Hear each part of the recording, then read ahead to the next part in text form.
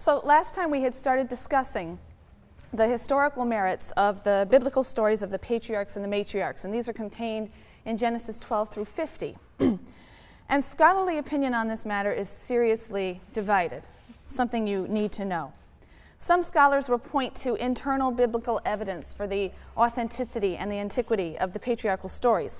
So, for example, Nachum Sarna argues that representing Abraham and Isaac and Jacob as foreigners and strangers in Canaan is hardly a convenient tradition for a people who are seeking to establish their claim to its homeland.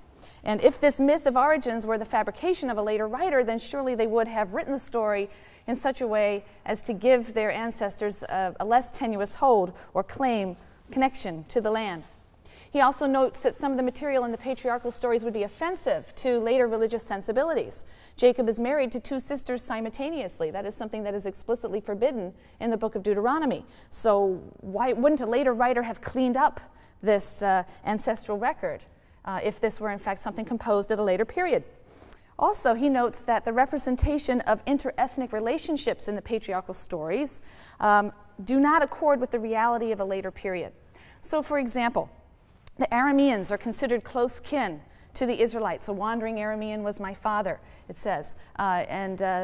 Spouses are always chosen, daughters for sons are always chosen by going back to the Aramean people and choosing someone from close kin. But in the period of the monarchy, right, so that's going to be after 1000, in the period of the monarchy, there were very poor relations with the Arameans. They were bitter enemies. So why, according to scholars like Sarna, would a biblical author from that period portray the Arameans as close kin, unless they had some older established tradition that reflected that fact? So Sarna and other scholars hold that the patriarchal traditions are not entirely fabricated retrojections from a later period. They contain authentic memories of an earlier historic situation. The patriarchs, it's maintained, were semi-nomads. They lived in tents. From time to time they wandered to Egypt or Mesopotamia, often in search of pasture for their animals. And various details of their language, their customs, their laws, their religion, it's argued, seem to fit well into the period of the late Bronze Age. I've given you the periods at the top of the chart. Early Bronze Age, Middle Bronze Age, from about 2100 to 1550. We date the Late Bronze Age from about 1550 until 1200, with the introduction of iron and the beginning of the Iron Age in 1200. Prior to that, the Bronze Age, which is divided into these 3 periods. So that's, on the one hand, scholars who see these stories as reflecting historical memories and having a certain authenticity to them. Then on the other hand, at the other extreme, you have scholars who see the patriarchal stories as entirely fabricated retrojections of a much later age, and they varied significantly as to when they think these stories were written, anywhere from the period of the monarchy all the way down to the 4th century, some of them. Works published in the 1970s by authors like Thomas Thompson, John Van Seters, take the position that these stories are filled with anachronisms, their chronologies are confused. These anachronisms and confused chronologies in the patriarchal stories are the rule rather than the exception in their view, and they are evidence of a very late date of composition. So you have these 2 extremes based on the internal evidence of the Bible itself, but you also have the same 2 extreme positions reflected in the discipline of archaeology. In the early days, archaeology of the region tended toward credulity, and it was explicitly referred to as biblical archaeology, an interesting name because it suggests that the archaeologists were out there searching for evidence that would verify the details of the biblical text. We're doing biblical archaeology, archaeology in support of the biblical text. I mentioned last time William F. Albright, an American archaeologist. He believed strongly that archaeological findings were important external evidence for the basic historicity and authenticity of, for example, the patriarchal stories. And certainly some archaeological findings were quite remarkable. Scholars of the Albright School pointed to texts and clay tablets that were discovered in 2nd millennium sites. So you see down the bottom, 2nd millennium BC, obviously going down to 1000, 1st millennium 1000 to 0. And the 2nd millennium really wasn't longer than the 1st millennium, it's just that I ran out of board. But specifically, sites like Nuzi and Mari, I've placed them in their approximate places on the timeline. Nuzi and Mari were sites that are near the area that's identified in the Bible as being the ancestral home of the patriarchs in Mesopotamia, or on the highway from there to Canaan. And these texts and clay tablets were believed to illuminate many biblical customs and institutions. So, in the Nuzi texts, which are from about the middle of the second millennium, we learn of the custom of adoption for purposes of inheritance, particularly the adoption of a slave in the absence of offspring. And biblical scholars got very excited about this. They point to the biblical passage in which Abraham expresses to God his fear that his servant Eliezer will have to be the one to inherit God's promise because Abraham has no son. Also, according to the Nuzi texts, if a wife is barren, she is to provide a maidservant as a substitute to bear her husband's children. And this is something that happens with 3 out of the 4 matriarchs who are afflicted with infertility: Sarah, Rachel, and Leah. There are other parallels in family and marriage law that correlate with certain biblical details. In the 18th century, the texts from Mari, they contain names that correspond to Israelite names: Benjamin, Laban, Ishmael. So biblical scholars, buoyed up by these correlations between the archaeological finds, the texts found by archaeologists, and biblical stories, asserted that the patriarchs were real persons, and their customs and their legal practices and their social institutions could be verified against the backdrop of the second millennium as revealed by archaeological findings. However, it's been argued that some of these ancient sources have been misread or misinterpreted in an effort to find parallels with biblical institutions. A lot of gap filling is going on to make these texts look as though they correspond to biblical institutions. And skeptics like Thomas Thompson and John Van Seters point out that many of the biblical customs, which are paralleled in ancient Near Eastern sources, were still alive and well down in the first millennium. So references to these customs in the patriarchal stories really doesn't tell us anything about dating. They could derive from anywhere in the second or first millennium. And for other reasons, they think it is much more reasonable to date the composition of these stories to the first millennium, in some cases quite late first millennium. Furthermore, over time, many discrepancies between the archaeological record and the biblical text became apparent. And increasingly, practitioners of what was now being termed Palestinian archaeology or ancient Near Eastern archaeology or archaeology of the Levant, rather than biblical archaeology, some of these archaeologists grew disinterested in pointing out the correlations between the archaeological data and the biblical stories, or trying to explain away any discrepancies in order to keep the biblical text intact. And they began to focus on the best possible reconstruction of the history of the region on the basis of the archaeological evidence, regardless of whether or not those results would confirm the biblical text, the biblical account. And in fact, this reconstruction often does contradict biblical claims. We're going to see this quite clearly in a few weeks when we consider the book of Joshua and its story of Israel's lightning invasion of the land of Canaan. The archaeological record just doesn't support such a story. Still, many people have clung to the idea of the Bible as a historically accurate document, many times out of ideological necessity.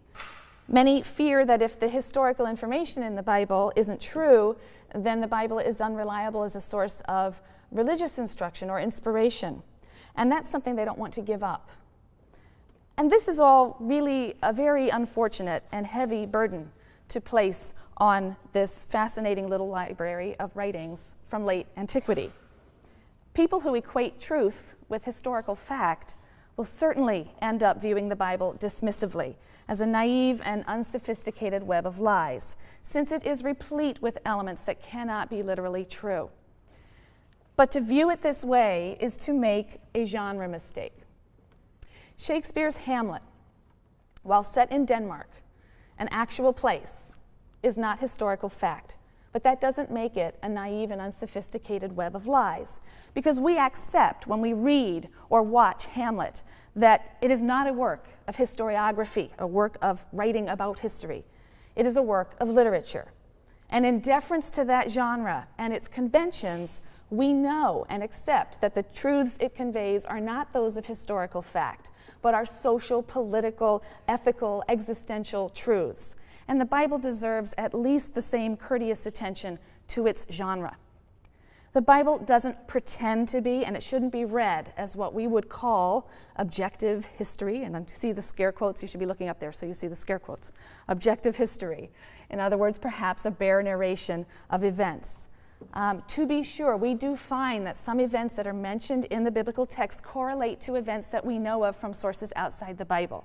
So, for example, Pharaoh Shishak's invasion of Palestine in 924. This is mentioned in the biblical text. It's mentioned in the Egyptian sources. There's a nice correlation. The destruction of the northern kingdom of Israel in 722. The capture of Jerusalem in 597. The destruction of the temple in Jerusalem in 586. These are all recorded in the biblical text, and they are in Assyrian and Babylonian records as well as other events from the period of the monarchy.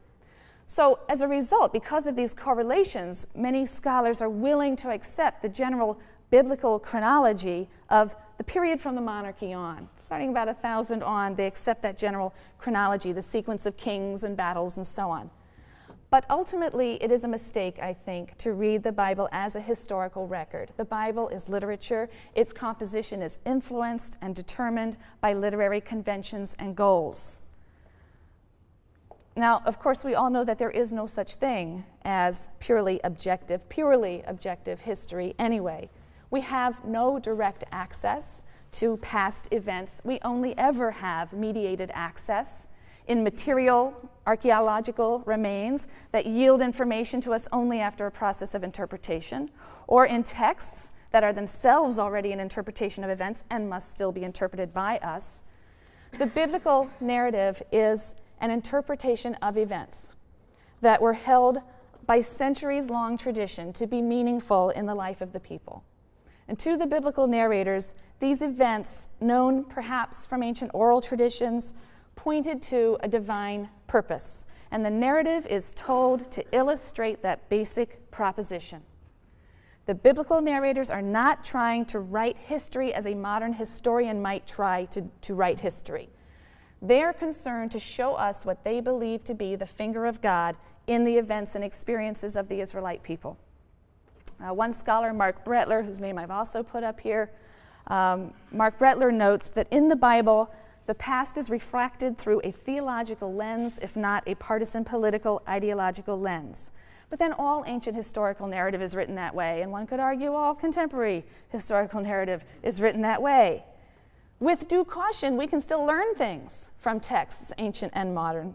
We can still learn things about Israel's history from the biblical sources, just as classical historians have learned a great deal about classical history, Greece and Rome, despite or through the tendentious, partisan, and ideologically motivated writings of classical writers.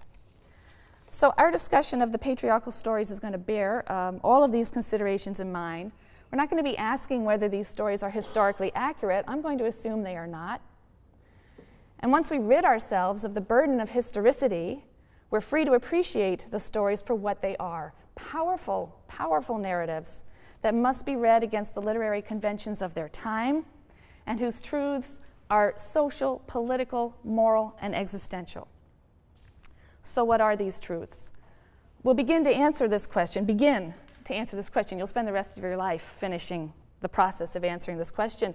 But we'll begin by identifying some, by no means all, of the major themes of Genesis 12 through 50. And we're going to begin with the story of Terach and his family. This is a story that's marked by the themes of divine command and divine promise. Now, the biblical writer represents the emigration of Terach's son Abram, whose name will be changed to Abraham, so sometimes I'll say one and sometimes the other. But they represent his immigration as divinely commanded. It's the first step in a journey that will lead ultimately to the formation of a nation in covenant with God. And first we meet our cast of characters. This is in Genesis 11, verses 27 on through chapter 12, verse 3. Now these are the generations of Terach. Terach begot Abram, Nahor, and Haran. And Haran begot Lot. And Haran died in the presence of his father Terach in the land of his birth, in Ur of the Chaldeans. And Abram and Nahor took them wives. The name of Abram's wife was Sarai, who will become Sarah, and the name of Nahor's wife Milcah. And Sarai was barren, she had no child. Terach took Abram his son, and Lot, the son of Haran, his grandson, and Sarai, his daughter-in-law, his son Abram's wife. Getting confused yet? And they went forth together from Ur of the Chaldeans to go into the land of Canaan. But when they came to Haran, they settled there. And the days of Terach were 205 years. Then Terach died in Haran. And now the Lord said to Abram, "Go from your country and your kindred and your father's house to the land that I will show you. I will make of you a great nation, and I will bless you and make your name great so that you will be a blessing. I will bless those who bless you, and him who curses you I will curse. And by you all the families of the earth shall bless themselves." So Abram is commanded to go forth from his home and family to a location to be named later. All right? A location that remains for now unspecified. And this is a fact that has caused commentators for centuries to praise Abram for his faith. And that is a virtue. Faith is a virtue that is connected or associated with Abraham in other biblical contexts and also in later religious tradition. He is seen as the paradigmatic exemplar of a man of faith. The command is coupled with a promise. I will make of you, God says, a great nation, and I will bless you. But we have just learned in chapter 11 that Sarai is barren. It was a seemingly irrelevant detail whose import is suddenly clear. How clever of the narrator to plant the information we need to realize that Abram has to take God's word on faith, and how perfectly the narrator sets up the dramatic tension and the great confusion that is going to run through the next several chapters, because Abram doesn't seem to understand that the progeny will come from Sarai. And you have to read these stories as if you're reading them for the first time. You have the great disadvantage of knowing the ending. It's a terrible disadvantage. You have to discipline yourself to read these stories as if you don't know what's coming next and put yourself in the position of the character. Abram's just been told he's going to be the father of great nations, and he has a barren wife. Right? Why should he think? He doesn't seem to understand that the progeny is going to come from Sarai, and why should he think that it would? God wasn't specific. He simply says, I shall make of you a great nation. He says nothing of Sarai, and after all, she's barren. So Abram may be forgiven for thinking that perhaps some other mate awaits him. And so he surrenders her easily to other men, to Pharaoh of Egypt immediately following this scene in the next chapter. This scene in chapter 11, immediately after that in Egypt, he surrenders her.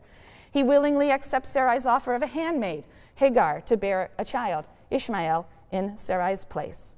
How cleverly the narrator leads us with Abram to pin our hopes on Ishmael as the child of the promise.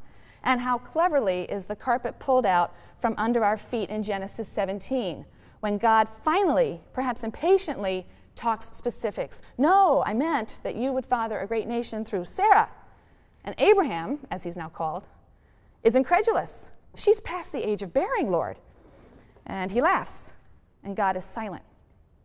And in that silence, I always imagine that this light goes on, this click, this awful, sickening light. And Abraham says, oh, that Ishmael might live in your sight. Or something like that. I think I probably misquoted. Oh, that Ishmael might live by your favor. Sorry, that's the actual words. But God is determined. Sarah will bear Isaac, and with him, God will make an everlasting covenant. All of this drama through the first 5 chapters made possible by a seemingly irrelevant line in 1130, sort of throwaway datum in a family list that one might gloss over. And Sarai was barren, she had no child. And that's the power and beauty of biblical narrative. You have to get yourself into the mindset to read it that way. A few verses later, when Abram and his wife Sarai and his nephew Lot and those traveling with them all reach Canaan, God makes an additional promise. He says in verse 7, I will assign this land to your offspring. So in just a few short verses, right? We've just gone 7 verses now into chapter 12. In just a few short verses, the writer has established the threefold promise that underpins the biblical drama that's about to unfold.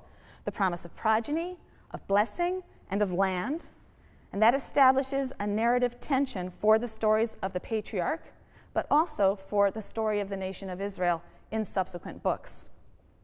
Because in the patriarchal stories, there is this suspenseful vacillation between episodes that threaten to extinguish God's promise and episodes that reaffirm them.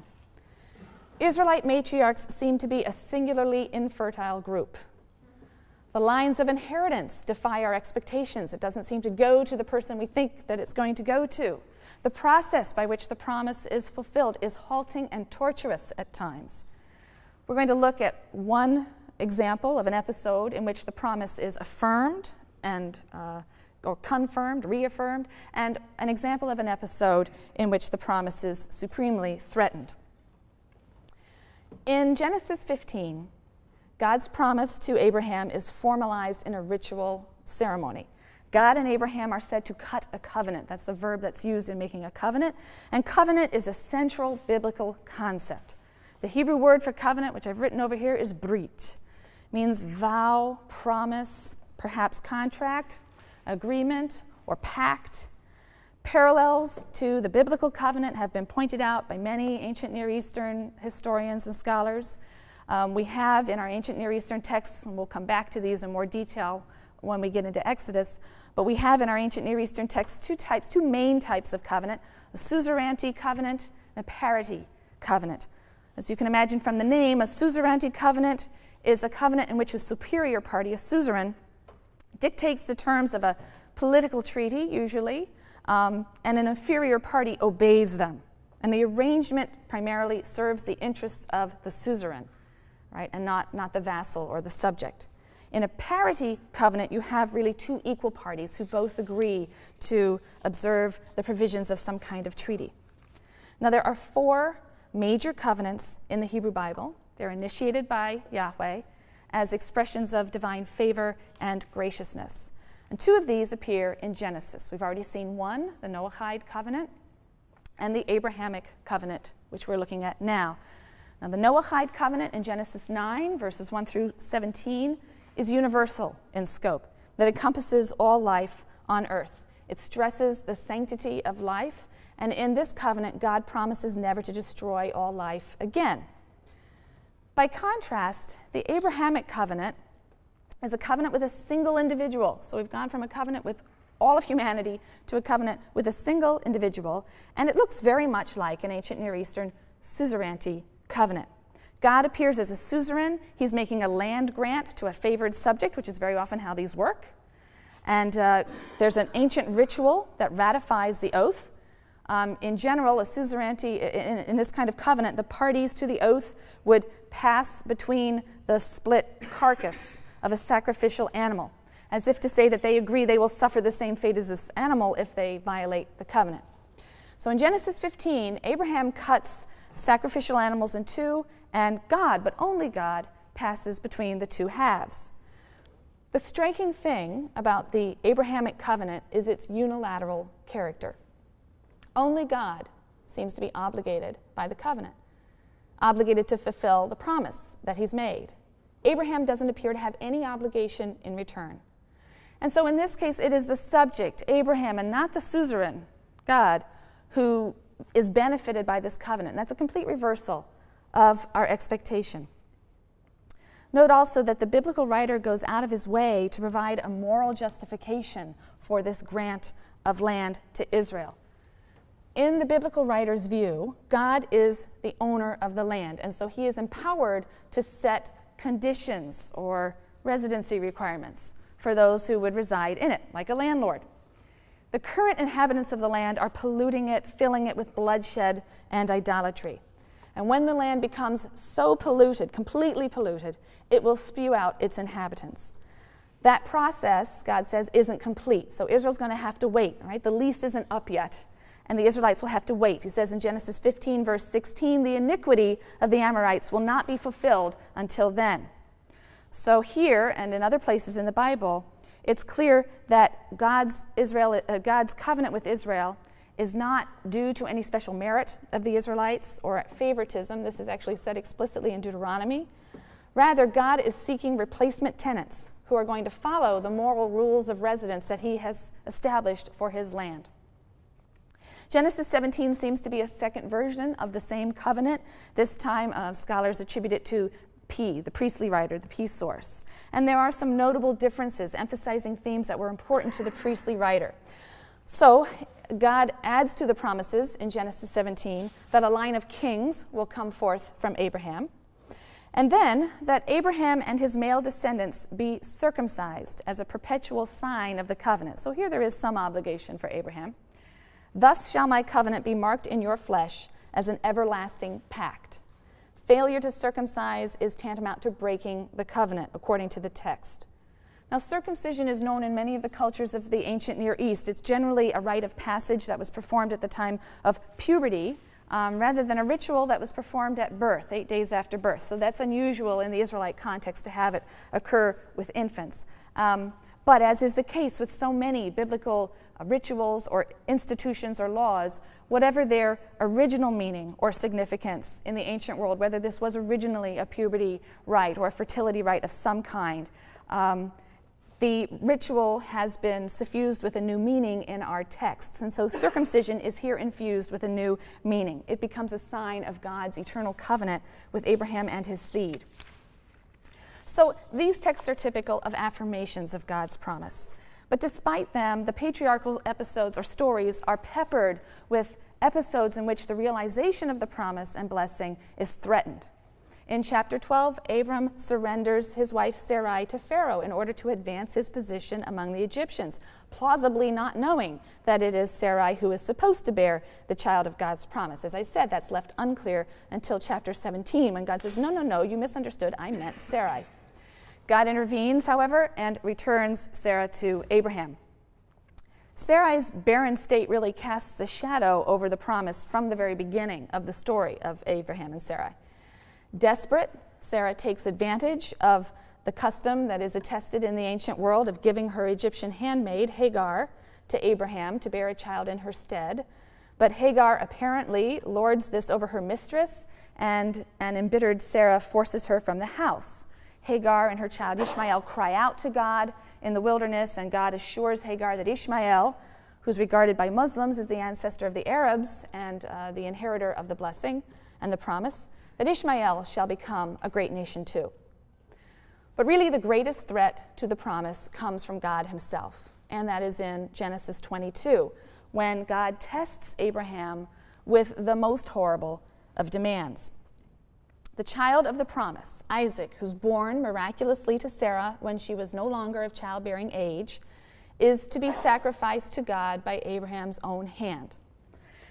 And the story of the binding of Isaac is one of the most powerful, most riveting stories, not only in the Bible, but some have claimed in all of world literature.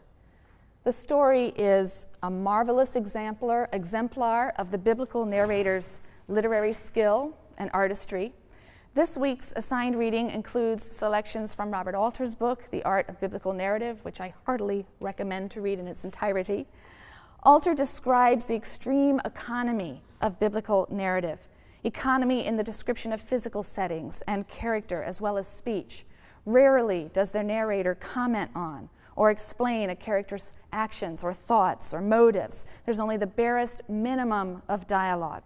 And on the few occasions that the Bible will violate this principle of verbal economy, for example, if two characters converse at length, you can be sure it's significant. You'll want to pay extra attention. The biblical narrator's concealing of details and the motives of the characters, God and Abraham and Isaac, leads to ambiguity and the possibility of very many interpretations. And that is a striking characteristic of biblical prose. Its suppression of detail, its terse, laconic style, that makes the little that is given so powerful, so fraught with background, to use the phrase of Erich Auerbach, whose article you are also to read this week. Auerbach contrasts the literary style of Homer with the biblical writer's style, specifically in connection with the story of Genesis 22. The ambiguities and the indeterminacy of the story make it one of the most interpreted texts of all time. Why is God testing Abraham? Does God really desire such a sacrifice? What is Abraham thinking and feeling as he walks? For 3 days already walks with his son, bearing the wood and the fire for the sacrifice. Does he fully intend to obey this command, to annul the covenantal promise with his own hand? Or does he trust in God to intervene? Or is this a paradox of faith? Does Abraham intend faithfully to obey, all the while trusting faithfully that God's promise will nevertheless be fulfilled? What's Isaac thinking? Does he understand what is happening? How old is he? Is this a little boy or a grown man? Is he prepared to obey? He sees the wood and the firestone in his father's hand. Clearly a sacrifice is planned. He's got 3 days to figure that out. He asks his father, where is the sheep for the burnt offering? Does he know the answer even as he asks? Does he hear the double entendre in his father's very simple and solemn reply, which in the unpunctuated Hebrew might be read, the Lord will provide the sheep for the offering, my son? Does he struggle when he's bound? Does he acquiesce? The beauty of the narrative is its sheer economy. It offers so little that we as readers are forced to imagine the innumerable possibilities. We play out the drama in countless ways, with an Abraham who's reluctant and an Isaac who's ignorant, or an Abraham who's eager to serve his God to the point of sacrificing his own son, and an Isaac who willingly bares his neck to the knife. Read the story one verse, one phrase, one word at a time. There are so few words that you can be sure that they were chosen with care. You'll be looking at Genesis 22 closely in your section discussions. And as you read the story, remember its larger context, God's promise to make Abraham the father of a great people through his son Isaac. It's in this context, this promise, that gives the story its special power and pathos. But of course, the story can be contextualized in a number of different ways. For example, one can read the story in its historical context of child sacrifice in the ancient Near East. Although child sacrifice was adamantly condemned in various later layers of the Bible, there's plenty of evidence that it was probably practiced in different quarters throughout the period of the monarchy. Does Genesis 22 assume or reject the practice of child sacrifice? Some scholars argue that a core story promoting child sacrifice has been edited so as to serve as a polemic against child sacrifice now in its final form. Do you think so? Can you see the seams and feel the narrative tensions that would support such a claim? Does the story pull in more than one direction? Or we can read the story in its immediate literary context. Abraham has just permitted the expulsion of Ishmael, the only beloved son of Hagar. And now God demands that he sacrifice his beloved son. What might he be trying to teach Abraham? Is this a trial in the sense of a test, or a trial in the sense of a punishment? The Hebrew term can tolerate both meanings. Or Genesis 22 can be contextualized another way. And at this point, we need to backtrack a little bit to the story of Sodom and Gomorrah, which is in Genesis 18 and 19. To contextualize the story a little bit in terms of Abraham's character development. In the story of Sodom and Gomorrah, in Genesis 18 and 19, Yahweh tells Abraham of his plan to investigate reports of the wickedness of the city, the Canaanite city of Sodom, its violence, its cruelty to strangers, and to destroy it. And Abraham's reaction comes as something of a surprise. He objects to the plan, and he starts to argue with God. Will you sweep away the innocent along with the guilty? Shall not the judge of all the earth deal justly? That's in Genesis 18, verses 23 to 25. The question is, of course, rhetorical. Abraham is evidently quite confident that God would not act unjustly, would not destroy the innocent along with the wicked. Indeed, Abraham is banking on the fact that God is merciful and will overlook evil for the sake of righteous individuals. And so Abraham haggles with God for the lives of the innocent. Shall not the judge of all the earth deal justly? And the Lord answered, if I find within the city of Sodom 50 innocent ones, I will forgive the whole place for their sake. Abraham spoke up, saying, here I venture to speak to my Lord, I who am but dust and ashes. What if the 50 innocent should lack 5? Would you destroy the whole city for want of the 5? And he answered, I will not destroy it if I find 45 there. But he spoke to him again and said, what if 40 should be found there? And he answered, I will not do it for the sake of the 40. And he said, let not my Lord be angry if I go on, but what if 30 should be found there? And in this way, Abraham manages to whittle the number down to 10, and God answers, I will not destroy for the sake of 10 men. But 10 innocent men are not found. The narrator makes that very clear. He takes pains to point out that the mob that comes to abuse the two divine visitors includes all the people to the last man. Very clear statement. And so Sodom and its 4 sister cities of the plain around the Dead Sea are destroyed. But out of consideration for Abraham, Abraham's nephew Lot is saved. Genesis 19, verse 29. God was mindful of Abraham and removed Lot from the midst of the upheaval. Now, this text is often identified as the source for the doctrine of the merit of the righteous.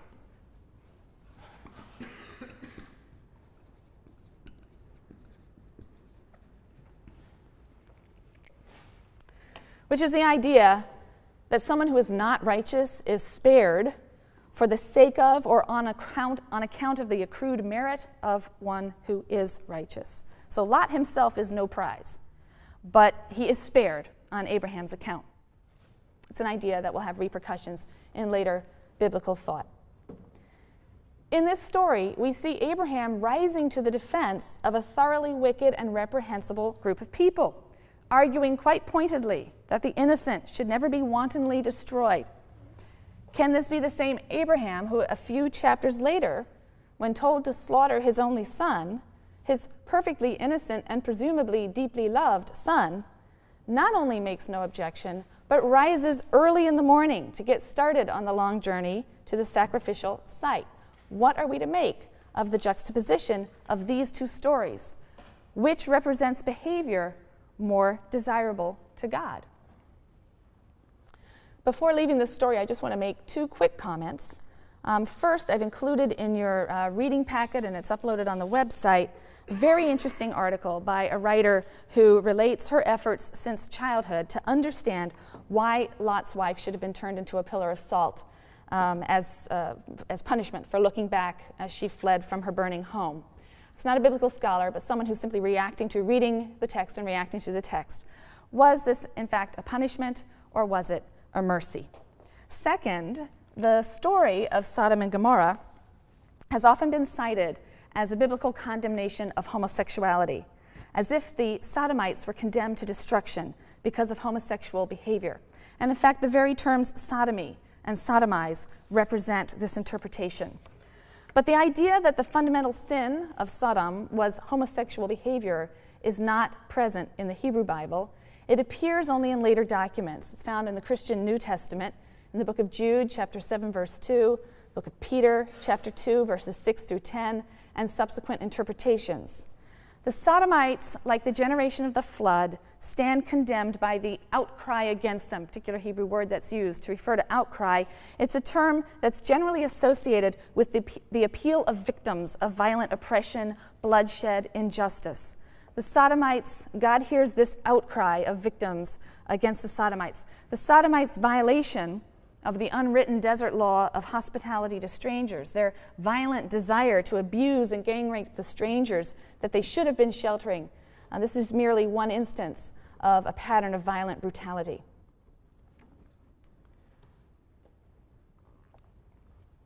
Now, Isaac, who is the child of God's promise to Abraham, is often described as the most invisible of the patriarchs, or the most passive of the patriarchs.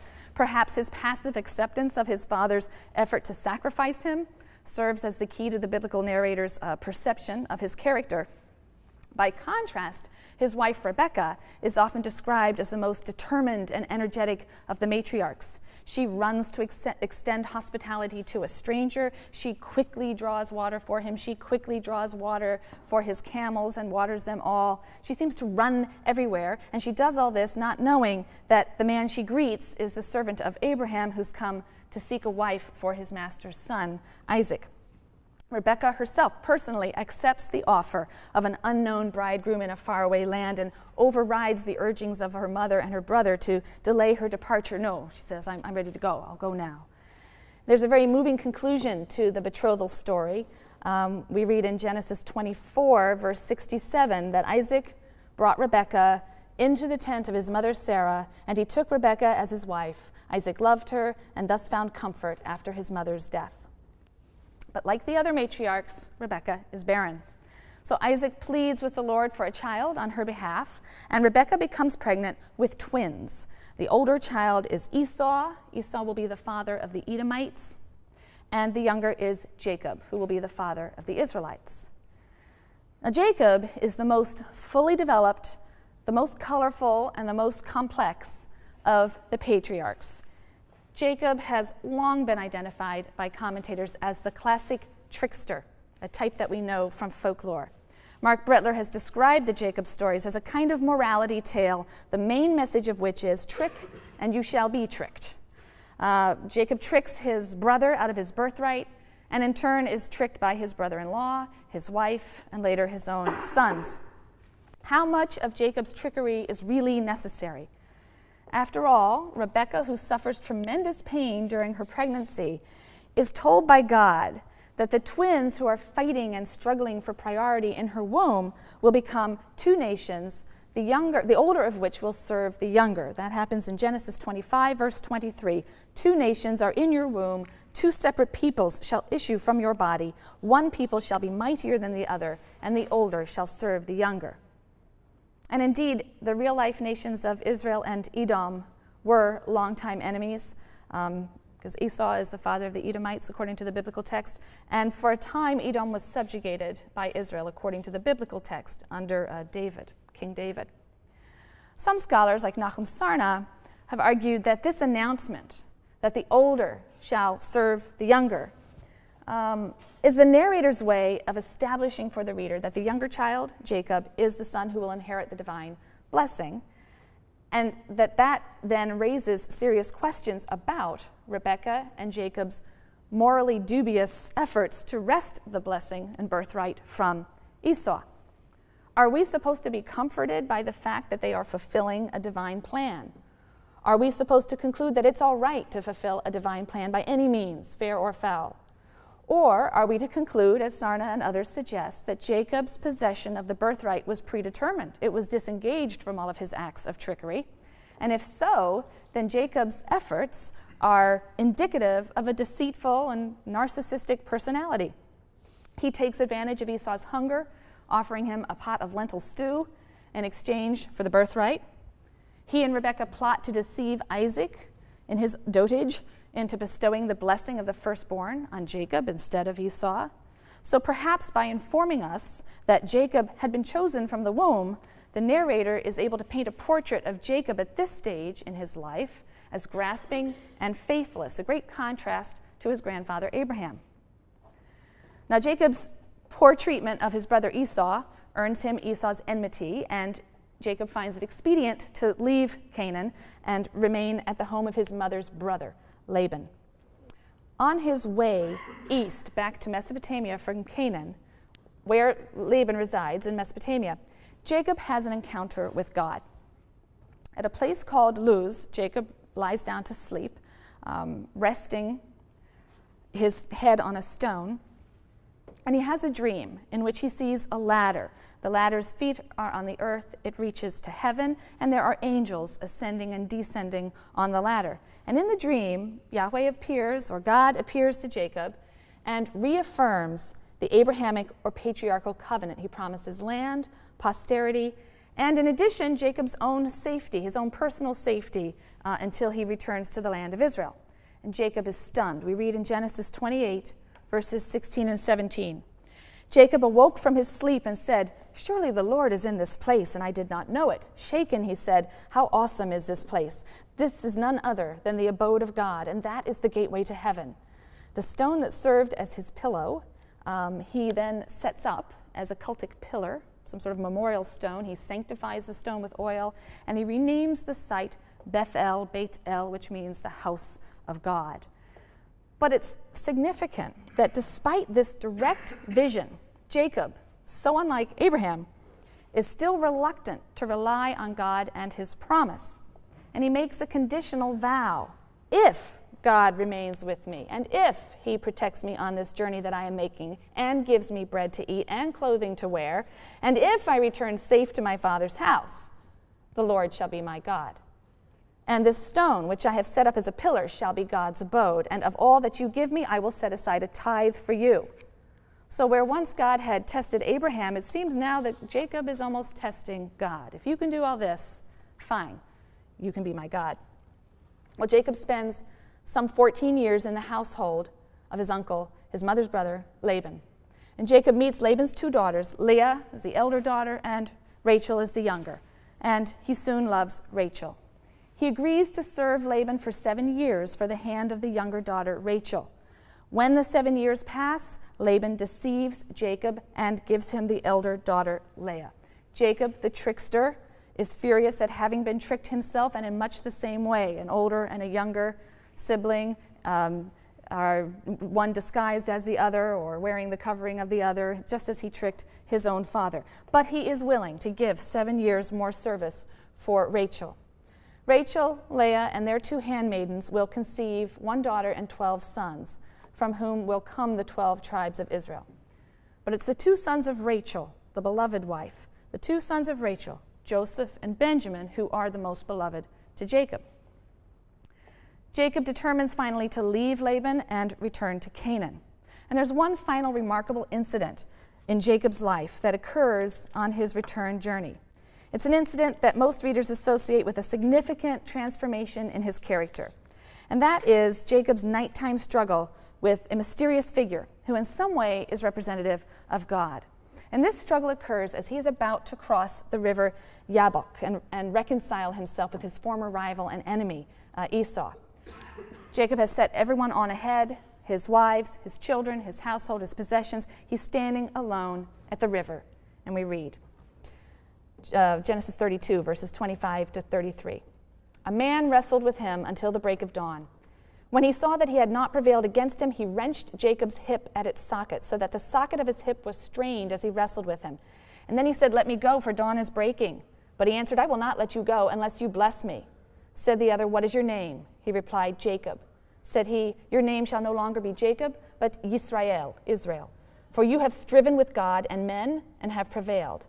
Jacob asked, "Pray tell me your name." But he said, "You must not ask my name." And he took leave of him there. So Jacob named the place Peniel, meaning, "I have seen a divine being face to face, yet my life has been preserved." The sun rose upon him as he passed Peniel, limping on his hip. Many scholars, Michael Coogan and others, see this story as an Israelite adaptation of popular stories of river gods who threaten those who wish to cross the river, or trolls or ogres who guard rivers and have to be defeated by a hero, making the river safe to cross. And in its Israelite version, however, this story is historicized. It serves an ideological function. So it's associated with one particular character at a historical time, and it serves to explain why the Israelites abstain from eating the sciatic nerve of an animal, even to this day.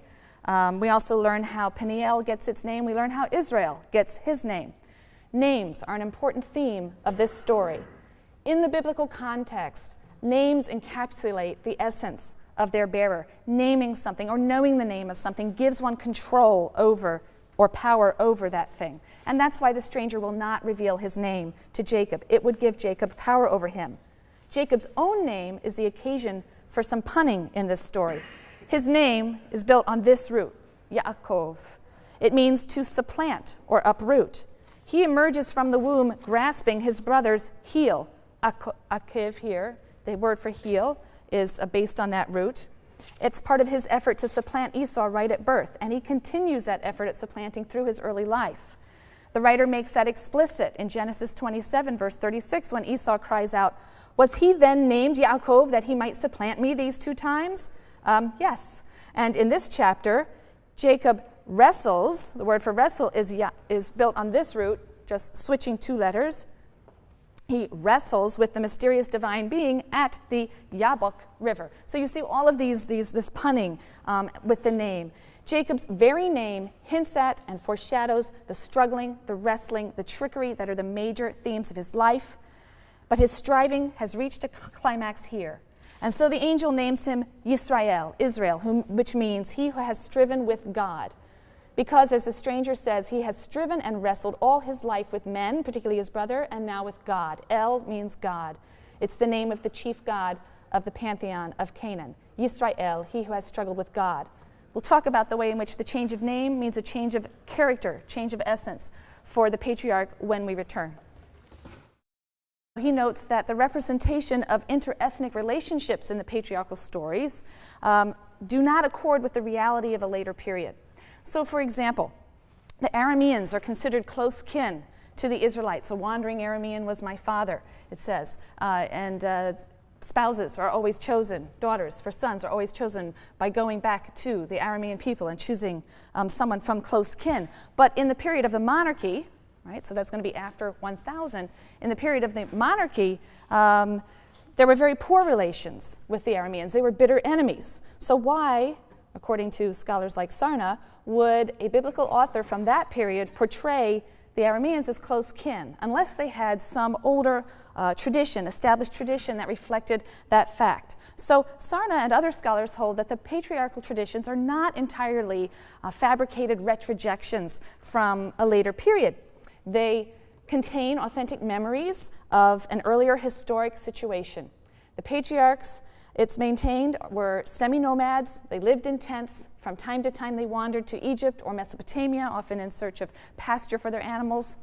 And various details of their language, their customs, their laws, their religion, it's argued, seem to fit well into the period of the late Bronze Age. I've given you the periods at the top of the chart: early Bronze Age, middle Bronze Age from about 2100 to 1550. We date the late Bronze Age from about 1550 until 1200, with the introduction of iron and the beginning of the Iron Age in 1200. Prior to that, the Bronze Age, which is divided into these three periods.